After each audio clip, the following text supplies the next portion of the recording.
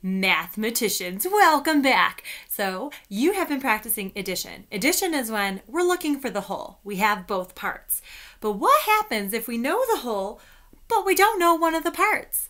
That's when we use subtraction. So there's two main different types of subtraction problems. We were talking about jelly beans last video, so let's talk about jelly beans again. Everyone likes a jelly bean. So we have 9 jelly beans all together. There is one where I might eat the jelly beans, and that's a takeaway. So I have 9 jelly beans and I eat 6 jelly beans. How many do I have left? That's takeaway. I had a whole and I'm taking some away. Or it could be I had 9 jelly beans to start. Now I only have 6 jelly beans. What's the difference between what I started with and what I ended with? That's a comparison where I'm taking one number and I'm comparing how is it against another number. So 2 different things and all the same tools and strategies. So I can use Unifix cubes.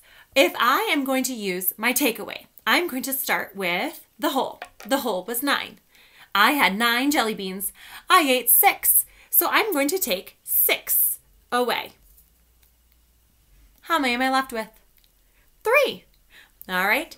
If I am going to compare, then I'm going to have 2 different sets. And I'm going to say I have 9 in one set. This was my starting set. I started with 9 jelly beans.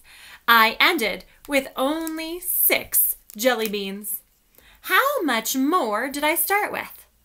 So I had 6. I can line them up. There's 1 to 1, 1 to 1, 1 to 1, all the way down, and I can break it. I had 3 more to start with. Okay, so I can do that. I can draw a picture. If I am drawing a picture and I'm going to do takeaway first, I had 9 jelly beans and I ate 6. I'm just going to take away 6 of them. So I will cross them out. I already drew my 9 jelly beans. So I will cross them out. Ready? Here's 1, 2, 3, 4, 5, and 6. And I'm left with just 3. Now if I'm going to compare and I'm going to say I started with 9 jelly beans, but now I have 6. I'm going to draw a whole nother set of jelly beans that are 6 jelly beans. Let's see. And I'm going to color these in just so I can see the difference between the jelly beans. Let's see, that's 1, 2, 3, 4, 5, and 6 jelly beans. And then I can line them up. That one goes there, there, there, there, there, there. Ooh, how many more? We use this strategy a lot when we're comparing our votes in the morning. So we had takeaway and then our comparing, and we still ended up with 3 regardless. So in knowing that, we can also use our number line. One way to use the number line is to start with the whole. We're going to start at 9. I can know that I ate 6. So that's going to be taking away. So I'm going to count backwards. 9, and I'm going to count backwards 6. 9, 8, 7, 6, 5, 4, 3, 3. I ended at 3. If I'm using the number line, same thing, 6 hops. 1, 2, 3, 4, 5, 6. Oops, there we go, 6. I don't know where I was going. And I ended up at 3.